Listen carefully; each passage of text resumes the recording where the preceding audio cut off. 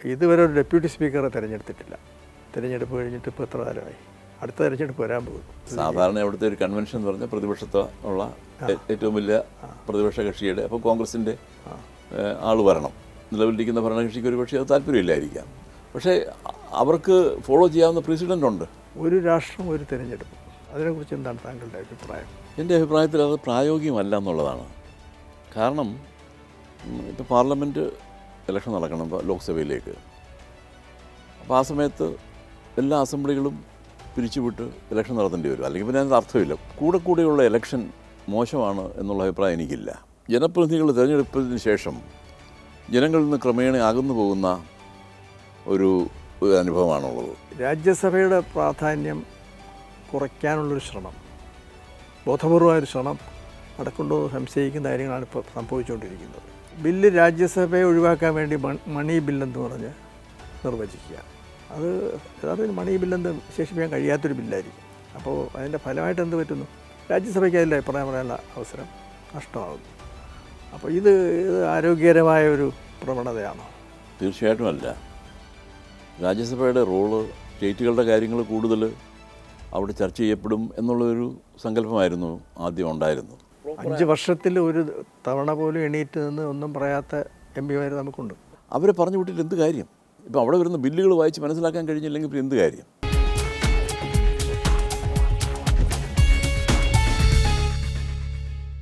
ഒരു രാഷ്ട്രം ഒരു തിരഞ്ഞെടുപ്പ് എന്നൊരു മുദ്രാവാക്യം ഉയർത്തുകയും അത് പ്രാവർത്തികമാക്കാൻ പോകുന്നു, അതിനുവേണ്ടി കമ്മിറ്റിയെ രൂപീകരിക്കുകയും അത് പ്രാവർത്തികമാകും എന്നുള്ളൊരു തോന്നൽ ഇപ്പോൾ പൊതുവെ ഉയർന്നു വന്നിരിക്കുന്നത്. അതിനെക്കുറിച്ച് എന്താണ് താങ്കളുടെ അഭിപ്രായം? എൻ്റെ അഭിപ്രായത്തിൽ അത് പ്രായോഗികമല്ല എന്നുള്ളതാണ്. കാരണം ഇപ്പോൾ പാർലമെൻറ്റ് ഈ ഏപ്രിൽ ഇലക്ഷൻ നടക്കണം ലോക്സഭയിലേക്ക്. അപ്പോൾ ആ സമയത്ത് എല്ലാ അസംബ്ലികളും പിരിച്ചുവിട്ട് ഇലക്ഷൻ നടത്തേണ്ടി വരും. അല്ലെങ്കിൽ പിന്നെ അതിന് അർത്ഥമില്ല. കുറേ അസംബ്ലികൾ ഇലക്ഷൻ നടന്നു, കുറേ അസംബ്ലികൾ നടന്നില്ല എന്ന് പറഞ്ഞാൽ അതിൽ അർത്ഥമൊന്നുമില്ല. അപ്പോൾ എല്ലാ അസംബ്ലികളും പിരിച്ചുവിട്ട് ഇലക്ഷൻ നടത്തേണ്ടി വരും. അത് നടക്കുകയില്ല. നടക്കാതിരിക്കാൻ കാരണമുണ്ട്. കാരണം എന്താണെന്ന് ചോദിച്ചാൽ, അസംബ്ലികൾ പിരിച്ചുവിടുക എന്ന് പറയുന്നത് സ്റ്റേറ്റ് ഗവൺമെൻറ്റുകളുടെ ഒരു പ്രിറോഗേറ്റീവാണത്. അങ്ങനെയാണത്, കോൺസ്റ്റിറ്റ്യൂഷൻ അങ്ങനെയാണ് ഡിസൈൻ ചെയ്തിരിക്കുന്നത്. സെൻട്രൽ ഗവൺമെൻറ് അസംബ്ലികളോട്, സ്റ്റേറ്റ് ഗവൺമെൻറ്റുകളോട് ഇത് പിരിച്ചുവിടാൻ പറയാൻ യാതൊരു അധികാരങ്ങളും ഇല്ല ഭരണഘടന അനുസരിച്ച്. അപ്പോൾ ഇതൊരു ഭരണഘടന ഭേദഗതിയിലൂടെ ആയിരിക്കും നടപ്പിലാക്കുക. അല്ല, ആ ഭേദഗതി വന്നാൽ ബേസിക് സ്ട്രക്ചറിൻ്റെ, അതെ, ബേസിക് സ്ട്രക്ചറിൻ്റെ പ്രശ്നം അവിടെ വരും. കാരണം അത് ഫെഡറലിസത്തിനെ ബാധിക്കുന്നു. ഫെഡറലിസത്തിനെ ബാധിക്കുമ്പോൾ നാച്ചുറലി അത് ബേസിക് സ്ട്രക്ചറിന് എതിരാണത്. അപ്പോൾ അങ്ങനൊരു നിയമം കൊണ്ടുവരാൻ പാർലമെൻറ്റിന് അധികാരമില്ല എന്നുള്ളതാണത്. അതുകൊണ്ട് തന്നെയാണ് ഞാനത് പ്രായോഗികമല്ല എന്ന് പറയാൻ കാരണം. അതാണ് പ്രായോഗികമല്ല എന്നുള്ള ഒരു കാരണം മാത്രമാണോ? അതുകൂടാതെ നമ്മുടെ ജനാധിപത്യ സങ്കല്പങ്ങളെയും ഫെഡറൽ സങ്കല്പത്തിനെയൊക്കെ തന്നെ വല്ലാതെ ബാധിക്കും. ഫെഡറൽ സംവിധാനത്തിനെ ബാധിക്കുന്ന ഒരു കാര്യമാണ് അങ്ങനെ ചെയ്യുക എന്ന് പറയുന്നത്. തന്നെയല്ല, എനിക്കതിനകത്ത് മറ്റൊരു അഭിപ്രായം കൂടെ ഉള്ളത്, ഈ കൂടെയുള്ള ഇലക്ഷൻ മോശമാണ് എന്നുള്ള അഭിപ്രായം എനിക്കില്ല. അതിന് എനിക്കൊരു കാരണമുണ്ട്. എന്താണെന്ന് ചോദിച്ചാൽ, ഞാൻ ഒബ്സർവ് ചെയ്തിട്ടുള്ളൊരു കാര്യം പറയാം. പലപ്പോഴും നമ്മൾ ഈ ജനപ്രതിനിധികൾ തിരഞ്ഞെടുപ്പതിന് ശേഷം ജനങ്ങളിൽ നിന്ന് ക്രമേണ അകന്നു പോകുന്ന ഒരു അനുഭവമാണുള്ളത്. പലപ്പോഴും പല ആളുകളും ഈ ഇടയ്ക്കുള്ള ഇലക്ഷൻ എന്ന് പറഞ്ഞാൽ ഈ ജനങ്ങളുടെ അടുക്കിലേക്ക് പോകാനുള്ള ഒരവസരമാണത്. അപ്പോൾ ജനങ്ങൾ എന്ത് ഫീൽ ചെയ്യുന്നു, ജനങ്ങളുടെ പ്രശ്നങ്ങൾ എന്താണെന്നുള്ളത് അറിയാനുള്ള അതിൻ്റെ ഒരു സിസ്റ്റമിക് കമ്പൾഷൻ, അത് അവരെ പാർട്ടിസിപ്പേഷൻ വർദ്ധിക്കും. ജനങ്ങളുമായിട്ടുള്ള ഇൻറ്ററാക്ഷൻസ് അത് വർദ്ധിക്കുന്നു. അത് വർദ്ധിക്കുന്നതോടൊപ്പം ഒരു നിലവിലുള്ള ഗവൺമെൻറ്റിന് അത് സഹായകരമായിരിക്കും. കാരണം എന്താണെന്ന് വെച്ചാൽ, അവർക്ക് ഈ കോഴ്സ് കറക്ഷൻ ചെയ്യാൻ പറ്റും. ഇപ്പോൾ ഒരു ബൈ ഇലക്ഷൻ നടക്കുന്നു, അല്ലെങ്കിൽ പല സ്റ്റേറ്റുകളിൽ ബൈ ഇലക്ഷൻസ് നടക്കുന്നു, 4-5-6 സ്റ്റേറ്റുകളിൽ. ജനങ്ങൾ എന്ത് ചിന്തിക്കുന്നു എന്നുള്ളതിൻ്റെ ഒരു ഐഡിയ അവർക്ക് കിട്ടും. അതനുസരിച്ച് അവർക്ക് അവരുടെ നയങ്ങളിലും അവരുടെ പ്രവർത്തനങ്ങളിലുമൊക്കെ മാറ്റം വരുത്താൻ പറ്റും. അതൊരു നിലവിലിരിക്കുന്ന ഗവൺമെൻറ് സഹായിക്കുന്നൊരു പ്രോസസ്സാണത്. അപ്പോൾ അങ്ങനെ ആ ഒരു കോഴ്സ് കറക്ഷനുള്ളൊരു ചാൻസ് കൂടി ഇതിനകത്തൂടെ കിട്ടുന്നുണ്ട്. അപ്പോൾ നമ്മളിവിടെ ഈ റൈറ്റ് ടു റീകോൾ എന്ന് പറഞ്ഞൊരു സിസ്റ്റം ഇല്ലാത്തത് കൊണ്ട് the next best is this. To recall പ്രായോഗികമാണോ? അതല്ല, നമ്മുടെ രാജ്യത്ത് നടക്കില്ല. അല്ല, അതില്ലാത്തടത്തോളം കാലം ഇത് നെക്സ്റ്റ് ബെസ്റ്റ് എന്ന് പറഞ്ഞ ഒരു പരിപാടി ഇതാണ്. കൂടെ ജനങ്ങളിലേക്ക് പോവുക. ആഫ്റ്റർ ഓൾ ഡെമോക്രസി എന്ന് പറഞ്ഞു കഴിഞ്ഞാൽ അതാണല്ലോ. ജനങ്ങളിലേക്ക് പോവുക, ജനങ്ങളുമായിട്ട് സംവദിക്കുക, ജനങ്ങളുമായി അവരുടെ പ്രശ്നങ്ങൾ അറിയുക, അതിന് പരിഹാരം തേടുക. അങ്ങനെയാണ്. അപ്പോൾ അത് സാധിക്കുന്നത് ഇങ്ങനെ ഈ ഇലക്ഷനിലൂടെയാണ്. ഈ എക്സ്പെൻഡിച്ചർ എന്നൊക്കെ പറയുന്നത് അതിനകത്ത് വലിയ കാര്യമൊന്നുമില്ല. കാരണം ഒരു പാർട്ടിക്കും ഇപ്പോൾ ഇലക്ഷനിൽ അവർ ചിലവാക്കിയില്ലെങ്കിൽ ഈ പൈസ കൊണ്ട് റോഡ് ഉണ്ടാക്കുകയും സ്കൂളുകൾ ഉണ്ടാക്കുകയും ഫാക്ടറികൾ ഉണ്ടാക്കുകയും ചെയ്യും ഏതെങ്കിലും പാർട്ടി. വെറുതെ പറയുന്നതല്ലേ അത്. സർക്കാരിൻ്റെ ചിലവ് കണക്കാക്കിയാൽ മതി. അതൊരു വേസ്റ്റ് എന്ന് പറയാനൊക്കില്ല. ഇല്ല. അതിലങ്ങനെ വലിയ ഫിനോമിനലായ കാര്യമൊന്നും വന്നിട്ടില്ലല്ലോ. പൊളിറ്റിക്കൽ പാർട്ടീസ് ചിലവാക്കുന്ന പൈസയാണ് ഈ കൂടുതലെന്ന് പറയുന്നത്. അപ്പോൾ അത് അവരെ കൊണ്ട് അതിൽ ചിലവാക്കിച്ചില്ലെങ്കിൽ അവർ മറ്റ് യാതൊരു പ്രൊഡക്റ്റീവായ ഏരിയയിലും അവർ പ്രയോഗിക്കത്തില്ല. അത് ഇൻവെസ്റ്റ് ചെയ്യത്തില്ല. പിന്നെ ഈ പറയുന്നതിനകത്ത് എന്താർത്ഥം? ഇപ്പോൾ രാജ്യസഭയെ നമ്മൾ കൗൺസിൽ ഓഫ് സ്റ്റേറ്റ്സ് എന്നാണ് വിശേഷിപ്പിക്കാറുള്ളത്. അത് നമ്മുടെ ഫെഡറൽ വ്യവസ്ഥയിൽ വളരെ അർത്ഥവത്തായ ഒരു റോൾ അതിന് ഉണ്ട് എന്നാണ് വിശ്വാസം. ഭരണഘടനാപരമായ സങ്കല്പം അതാണ്. പക്ഷേ ഈ രാജ്യസഭയുടെ പ്രാധാന്യം കുറയ്ക്കാനുള്ളൊരു ശ്രമം, ബോധപൂർവമായൊരു ശ്രമം നടക്കുന്നുണ്ടോ എന്ന് സംശയിക്കുന്ന കാര്യങ്ങളാണ് ഇപ്പോൾ സംഭവിച്ചുകൊണ്ടിരിക്കുന്നത്. ഉദാഹരണത്തിന് ഇപ്പോൾ ഒരു ബില്ല് രാജ്യസഭയെ ഒഴിവാക്കാൻ വേണ്ടി മണി ബില്ലെന്ന് പറഞ്ഞ് നിർവചിക്കുക. അത് യഥാർത്ഥത്തിൽ മണി ബില്ലെന്ന് വിശേഷിപ്പിക്കാൻ കഴിയാത്തൊരു ബില്ലായിരിക്കും. അപ്പോൾ അതിൻ്റെ ഫലമായിട്ട് എന്ത് പറ്റുന്നു? രാജ്യസഭയ്ക്ക് അതിൽ അഭിപ്രായം പറയാനുള്ള അവസരം നഷ്ടമാകുന്നു. അപ്പോൾ ഇത് ആരോഗ്യകരമായ ഒരു പ്രവണതയാണോ? തീർച്ചയായിട്ടും അല്ല. രാജ്യസഭയുടെ റോള് സ്റ്റേറ്റുകളുടെ കൗൺസിലാണ്. സ്റ്റേറ്റുകളുടെ റെപ്രസെൻറ്റേറ്റീവ്സാണ് അവിടെ ഇരിക്കുന്നത്. അപ്പോൾ സ്റ്റേറ്റുകളുടെ കാര്യങ്ങൾ കൂടുതൽ അവിടെ ചർച്ച ചെയ്യപ്പെടും എന്നുള്ളൊരു സങ്കല്പമായിരുന്നു ആദ്യം ഉണ്ടായിരുന്നത്. പിന്നെ ഭരണഘടന അനുസരിച്ചാണെങ്കിൽ തന്നെ രണ്ട് സഭകളും എഗ്രി ചെയ്ത് മണിബില്ലല്ലാത്ത ബില്ലുകളെല്ലാം തന്നെ രണ്ട് സഭകളും എഗ്രി ചെയ്തെങ്കിൽ മാത്രമേ അത് നിയമമാവുകയുള്ളൂ.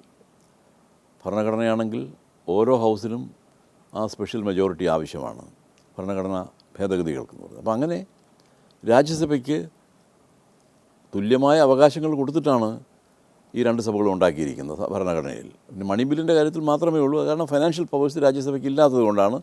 അത് ഈ പാർലമെൻ്ററി സിസ്റ്റം ഓഫ് ഗവൺമെൻറ് നിലനിൽക്കുന്നതെല്ലാം തന്നെ അങ്ങനെയാണ്.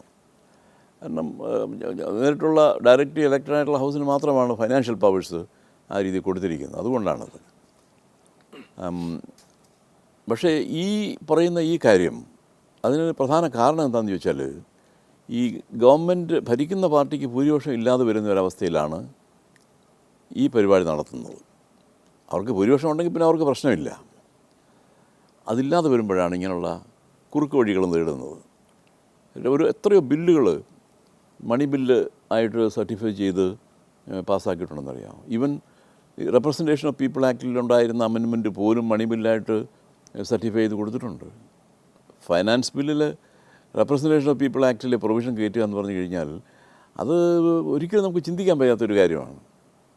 അങ്ങനെ നടന്നിട്ടുണ്ട്. അത് വളരെ അതൊരു മിസ്യൂസ് ആയിട്ടുള്ള അതിൻ്റെ ഒരു ലക്ഷണമാണത്. It's a case of misuse. Misuse എന്ന് മാത്രം പറഞ്ഞാൽ പോലെ ഭരണഘടനാ വിരുദ്ധമല്ലേ? അതെ, അതാണ്. തീർച്ചയായിട്ടും അതാണ്. കാരണം മണി ബില്ലിൻ്റെ പ്രൊവിഷൻസ് മാത്രം, ഓൺലി ദീസ് പ്രൊവിഷൻസ് എന്നാണ് പറഞ്ഞിരിക്കുന്നത്. ആ ഓൺലി എന്നുള്ളതാണ് അതിൻ്റെ പ്രധാന സംഗതി. ഈ പ്രൊവിഷൻസ് കണ്ടെയ്ൻ ചെയ്യുന്ന ബില്ലുകൾ മാത്രം, ഈ പ്രൊവിഷൻസ് മാത്രം, അത് മാത്രമേ മണി ബില്ലുള്ളൂ. വേറെ ഏതെങ്കിലും പ്രൊവിഷൻ ഉണ്ടെങ്കിൽ അത് ഫൈനാൻഷ്യൽ ബില്ലായി മാറും. അപ്പോൾ അതിന് ഈ റെസ്ട്രിക്ഷൻ ഇല്ല. ലോക്സഭയിൽ മാത്രം അത് ഇൻട്രൊഡ്യൂസ് ചെയ്യണമെന്നുള്ളത് ആ ഒരൊറ്റ റെസ്ട്രിക്ഷൻ മാത്രമേ ഉള്ളൂ. After that both the houses have equal powers. അങ്ങനെയാണ്. ഈ മണി ബില്ലിൻ്റെ കാര്യത്തിൽ അത് വളരെ റെസ്ട്രിക്റ്റീവ് ആയിട്ടുള്ളൊരു സാധനമാണത്. അപ്പോൾ അത് ആ രീതിയിൽ തന്നെ കൈകാര്യം ചെയ്യേണ്ടതാണ്. അതിനെ അങ്ങോട്ട് എക്സ്പാൻഡ് ചെയ്തിട്ട് എല്ലാ ബില്ലുകളും മണി ബില്ലിൻ്റെ കൂട്ടത്തിലാണെന്ന് പറഞ്ഞ് ഒരു വലിയ കൊട്ടയ്ക്കകത്ത് ഇതെല്ലാം കൂടെ കൂട്ടി വെച്ചിട്ട് വിടുക എന്ന് പറയുന്നത് അത് ശരിയായ ഒരു നടപടിയല്ല. അതുപോലെ ഈ ഇതുവരെ ഒരു ഡെപ്യൂട്ടി സ്പീക്കറെ തിരഞ്ഞെടുത്തിട്ടില്ല. തിരഞ്ഞെടുപ്പ് കഴിഞ്ഞിട്ട് ഇപ്പോൾ എത്ര കാലമായി? അടുത്ത തിരഞ്ഞെടുപ്പ് വരാൻ പോകുന്നു. അപ്പോൾ അതൊക്കെ ബോധപൂർവം ഈ സ്ഥാപനത്തിൻ്റെ പ്രാധാന്യം ഇടിച്ചു കാണിക്കാനുള്ളൊരു ശ്രമത്തിൻ്റെ ഭാഗമല്ലേ? അങ്ങനെ ചിന്തിക്കുന്നതിൽ തെറ്റില്ല. കാരണം നമ്മുടെ ഈ കോൺസ്റ്റിറ്റ്യൂഷൻ്റെ പ്രൊവിഷൻ അനുസരിച്ച് സ്പീക്കറെയും ഡെപ്യൂട്ടി സ്പീക്കറെയും ഒരുപോലെ തിരഞ്ഞെടുക്കേണ്ടതാണ്. ഒരുപോലെ ആ രീതിയിലാണ് ആ ആർട്ടിക്കിൾ വായിച്ച് നോക്കിയാൽ അറിയാം. വൺ ആഫ്റ്റർ ദി അതർ സ്പീക്കറെ എലക്ട് ചെയ്തു, ഉടനെ ഡെപ്യൂട്ടി സ്പീക്കറെയും. അങ്ങനെയാണത് ഉദ്ദേശിച്ചിരിക്കുന്നത്. ഇതിപ്പോൾ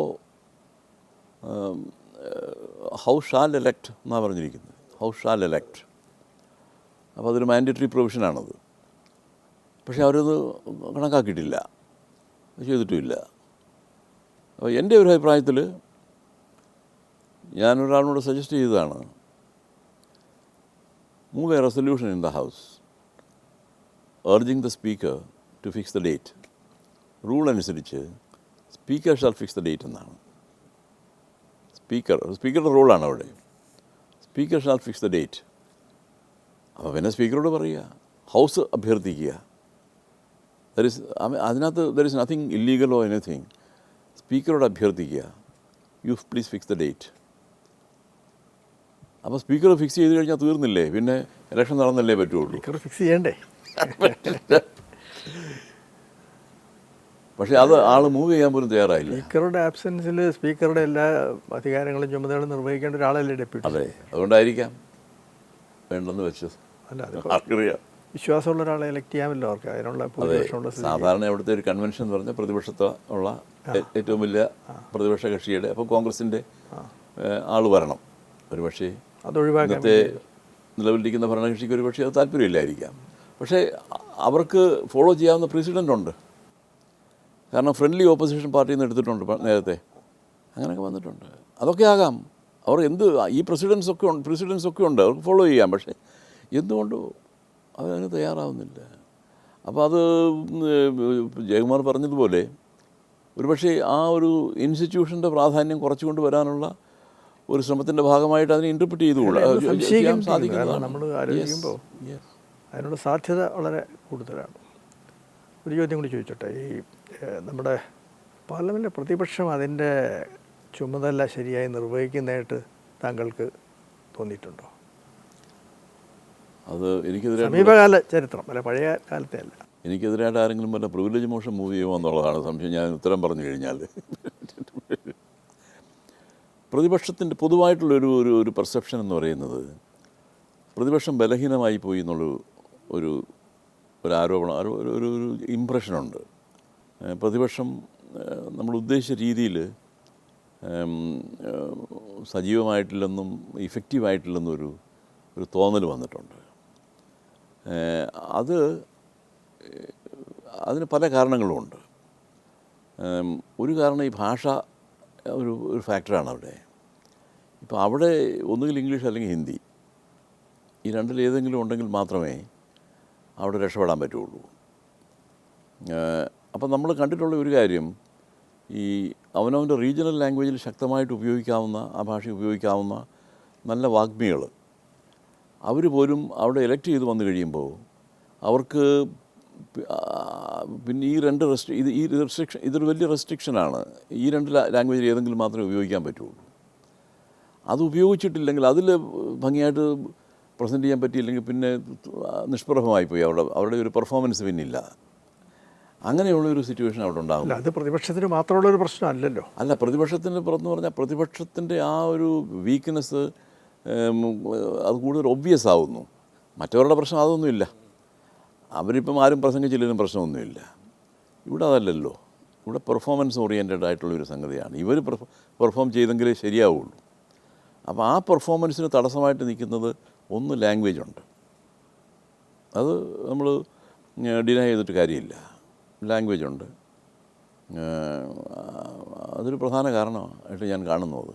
പക്ഷേ അത് എല്ലാ കാലവും ഉണ്ടായിരുന്നതല്ലേ? ഇല്ല, എല്ലാ കാലത്തും അങ്ങനെയല്ലായിരുന്നു.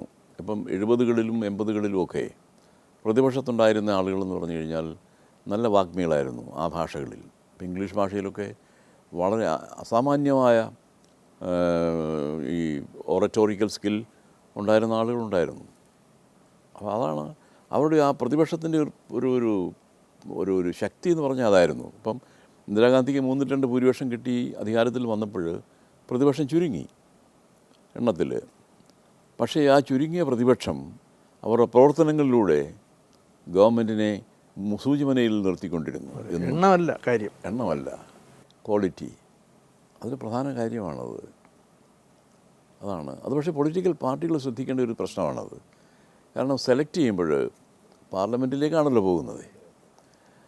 അസംബ്ലിയിലാണെങ്കിൽ പ്രശ്നമില്ല, അവരോട് റീജിയണൽ ലാംഗ്വേജ് ആണല്ലോ അവിടെ ഉപയോഗിക്കുന്നത്, അവിടെ പ്രശ്നമില്ല. പക്ഷേ പാർലമെൻറ്റിലേക്ക് പോകുമ്പോൾ കുറേ കൂടെ അത് ഒരു പ്രോപ്പറായ 5 വർഷത്തിൽ ഒരു തവണ പോലും എണീറ്റ് നിന്ന് ഒന്നും പറയാത്ത എം പിമാർ നമുക്കുണ്ട് നമ്മുടെ കേരളത്തിൽ നിന്ന്. ഇത്രയും സാക്ഷരതയൊക്കെയുള്ള ശരി, അതുപോലെ തന്നെ ഒരു ചോദ്യം പോലും ചോദിക്കാത്ത എം പിമാരുണ്ടായിട്ടുണ്ട്, ഉണ്ടായിരുന്നു. അത് വളരെ പരിതാപകരമായ അവസ്ഥ, വളരെ പരിതാപകരമാണ്. അപ്പം അങ്ങനെ അവരെ പറഞ്ഞു വിട്ടിട്ട് എന്ത് കാര്യം?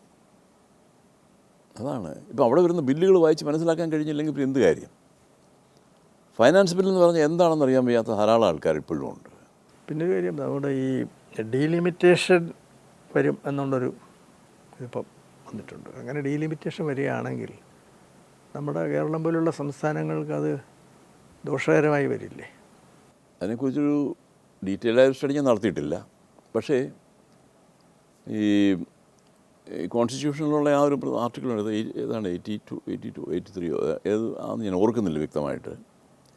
അതിലൊരു ഫോർമുല ഉണ്ടല്ലോ, ഈ സീറ്റിൻ്റെയും ജനസംഖ്യയുടെ അനുപാതം, ആ അനുപാതം എന്ന് പറയുന്നത്, അത് ആ അനുപാതമാണ് ഫോളോ ചെയ്യുന്നതെങ്കിൽ ഈ ഫാമിലി പ്ലാനിങ് നടത്താതെ പോപ്പുലേഷൻ വർദ്ധിപ്പിച്ച സംസ്ഥാനങ്ങൾ അവർക്കത് അനുകൂലമായിട്ട് വരും, കൂടുതൽ സീറ്റ് കിട്ടും. അതാണ് നമ്മുടെ ഒരു പക്ഷേ കുറയത്തില്ലായിരിക്കും, അല്ലെങ്കിൽ നമുക്ക് ഒരു പക്ഷേ ഇത് ഈ ഒരു സ്റ്റാറ്റിക്കായിട്ട് നിന്ന് പോകും. അവരുടെ കൂടുകയും നമ്മുടെ സ്റ്റാറ്റിക്കായിട്ട് നിൽക്കുകയും ചെയ്താൽ തന്നെ നമുക്ക് ദോഷകരമായിട്ടില്ല, ഒരു ഇംബാലൻസ് ഉണ്ടാവില്ല. അതെ, അതുണ്ടാവും. അപ്പോൾ അത് പണ്ട് മനസ്സിലാക്കിയിട്ടാണ് ഇന്ദിരാഗാന്ധിയുടെ കാലത്ത് അവർ ഈ 71 പോപ്പുലേഷനിൽ അത് ഫ്രീസ് ചെയ്ത് നിർത്തിയത്. കാരണം ഇത് പിന്നീട് വലിയ പ്രശ്നമായിട്ട് മാറുമെന്ന് അവർക്കറിയാമായിരുന്നു. അത് പിന്നീടുള്ള ജനറേഷൻ തീരുമാനിക്കട്ടെ എന്നുള്ളൊരു രീതിയിൽ അവരത് ചെയ്തിരുന്നു. കാരണം അത് പുട്ടിങ് എ പ്രീമിയം ഓൺ ഇന്നെഫിഷ്യൻസി എന്നൊക്കെയുള്ള ഒരു സംഗതി ഉണ്ടല്ലോ. അപ്പോൾ ആ ഇന്നെഫിഷ്യൻസിക്ക് നമ്മൾ വളം വെച്ച് കൊടുക്കുക, അതാണ്. അല്ലെങ്കിൽ ഈ പോപ്പുലേഷൻ വർദ്ധിപ്പിക്കുക എന്ന് പറയുന്നത് നമ്മുടെ നാഷണൽ പോളിസിക്ക് എതിരാണത്. അപ്പോൾ അങ്ങനെയുള്ള ആളുകളെ പ്രോത്സാഹിപ്പിക്കുക എന്ന് പറഞ്ഞാലേ, കാരണം ഓൾറെഡി ഹിന്ദി ബെൽറ്റ് എന്ന് പറയുന്ന ആ ഒരു റീജിയൻ, ഒരു സെക്ടറിൽ 305 സീറ്റുകളുണ്ട്. 305 സീറ്റുകൾ, 271 സീറ്റ് മതി ഭരിക്കാൻ. ഒന്ന് ആലോചിച്ച് നോക്കി. ആ ഒരു ഹിന്ദി ബെൽറ്റ്, മഹാരാഷ്ട്ര ഉൾപ്പെടെയുള്ള നിർണായക സ്വാധീനവും 305 സീറ്റ്സാണ് അവർക്ക് ഉള്ളത്. അതാണ്. സൗത്തിലെന്ന് പറഞ്ഞാൽ ഏതാണ്ട് 173 അതുകൊണ്ട് അങ്ങനെയാണെന്ന് തോന്നുന്നു, അത്ര വ്യക്തമായിട്ട് എനിക്ക് ഓർമ്മയില്ല. പക്ഷേ ഹിന്ദി ബെൽറ്റ് സീറ്റ് എനിക്കറിയാം, 305 സീറ്റുകളാണുള്ളത്. അപ്പോൾ പൊളിറ്റിക്കൽ പവർ എന്ന് പറഞ്ഞാൽ വടക്കേ ഇന്ത്യയിലാണ്, ഹിന്ദി ബെൽറ്റിലാണ് കിടക്കുന്നത്. അതാണ് ഇന്നത്തെ രാഷ്ട്രീയത്തിൻ്റെ ഒരു മുഖം എന്ന് പറഞ്ഞാൽ നമ്മൾ മനസ്സിലാക്കേണ്ടത് അതാണ്. അവർക്ക് കൂടുതൽ സീറ്റ് ഉണ്ടാവുകയും നമുക്ക് ഒന്നുകിൽ സ്റ്റാറ്റിക്കായിട്ട് നിൽക്കുക, അല്ലെങ്കിൽ ചിലയിടത്ത് കുറയുകയും ചെയ്യുക എന്ന് പറയുന്നത് അത് വലിയ ഇംബാലൻസ് ഉണ്ടാക്കുന്നതാണ്. പക്ഷേ അതിനെക്കുറിച്ച് സെൻസിറ്റീവായിട്ടുള്ള ഒരു ഗവൺമെൻറ് ഉണ്ടെങ്കിൽ മാത്രമേ ആ ഒരു ഇംബാലൻസ് കറക്റ്റ് ചെയ്യാൻ പറ്റുള്ളൂ. ആ ഫോർമുല മാറ്റി introduce another formula to do justice to the people who have actually done good work in the family planning area. അതാണ് ആവശ്യം. ഇന്ദിരാഗാന്ധി അത് മനസ്സിലാക്കിയിട്ടാണ് അന്നത് ഫ്രീസ് ചെയ്ത് കളഞ്ഞത്. കാരണം അവരുടെ വർദ്ധിപ്പിക്കേണ്ട, അവർ ഇങ്ങനെ ചെയ്തവരല്ലേ, അവർ ഓപ്പോസിറ്റായിട്ടുള്ള കാര്യങ്ങൾ ചെയ്തവരല്ലേ എന്നുള്ള ഉദ്ദേശിച്ചിട്ട്. പക്ഷേ ഇപ്പം അങ്ങനല്ല. ഇപ്പോൾ ഈ നമ്മുടെ പൊളിറ്റിക്സിൻ്റെ ആ ഓറിയൻറ്റേഷൻ മാറിയല്ലോ. ഇപ്പോൾ ഒരു ഹിന്ദി ബെൽറ്റ് പൊളിറ്റിക്സ് ആണല്ലോ ഇപ്പോഴേ. അപ്പോൾ അതുകൊണ്ട് ആ ഒരു പ്രശ്നം ഉണ്ടാവാൻ സാധ്യതയുണ്ട്. വ്യക്തിപരമായ ചോദ്യം ചോദിച്ച് അവസാനിപ്പിക്കാം. താങ്കൾ 40 വർഷത്തിലേറെ ലോക്സഭയിൽ എന്ന് പറയുമ്പോൾ നമ്മുടെ രാജ്യത്തെ ഏറ്റവും പ്രധാനപ്പെട്ട സ്ഥാപനത്തിൽ പ്രവർത്തിക്കുകയും അതിൻ്റെ ഏറ്റവും തലപ്പത്തെത്തുകയും ചെയ്ത ഒരാളാണ്. നമ്മുടെ രാഷ്ട്രീയ ചരിത്രത്തിലെ പ്രധാന വ്യക്തിത്വങ്ങളെല്ലാം അടുത്ത് കാണാനും പരിചയപ്പെടാനും ഉള്ള അവസരമൊക്കെ സിദ്ധിച്ചിട്ടുള്ള ഒരാളാണ്. ഇത് വളരെ അത്യപൂർവമായ ഒരു ജീവിതാനുഭവമാണ്. താങ്കൾ ഇതൊക്കെ ഒന്ന് എഴുതിയാൽ അത് ഇപ്പോഴത്തെ തലമുറയ്ക്കും വരും തലമുറയ്ക്കുമൊക്കെ വളരെ പ്രയോജനകരമായിരിക്കുമെന്ന് എനിക്ക് തോന്നുന്നു. അതിനെക്കുറിച്ച് ആലോചിക്കുന്നുണ്ടോ? വാസ്തവത്തിൽ പല സുഹൃത്തുക്കളും എന്നോട് പറഞ്ഞിട്ടുള്ളൊരു കാര്യമാണത്, എഴുതണം എന്നുള്ളത്. എനിക്കത് തോന്നിയിട്ടുണ്ട്. പക്ഷേ എങ്ങനെയാണത് ഞാൻ കുത്തിയിരുന്ന് എഴുതണോ അതോ ആർക്കെങ്കിലും ഡിക്റ്റേറ്റ് ചെയ്ത് കൊടുക്കണോ എന്നൊക്കെയുള്ള ഒരു ചിന്താക്കുഴപ്പത്തിൽ ഇങ്ങനെ ഇരിക്കുക. സാങ്കേതിക പ്രശ്നമല്ലേ ആ, പക്ഷേ എഴുതണം എന്നുള്ളൊരു താല്പര്യം എനിക്കുമുണ്ട്. അതിലത് വേണം. പിന്നെ ഒരുപാട് ഡിസ്ട്രാക്ഷൻസ് ഉള്ളതുകൊണ്ട് അതിൽ കോൺസെൻട്രേറ്റ് ചെയ്യാൻ ആ രീതിയിൽ കഴിഞ്ഞിട്ടില്ല ഇതുവരെ. അത് ചെയ്യണമെന്ന് ഇപ്പോൾ എനിക്ക് അങ്ങനൊരു മനസ്സ് ഉണ്ട്. നേരത്തെ അതിനകത്ത് വലിയ താല്പര്യമൊന്നും ഇല്ലായിരുന്നു.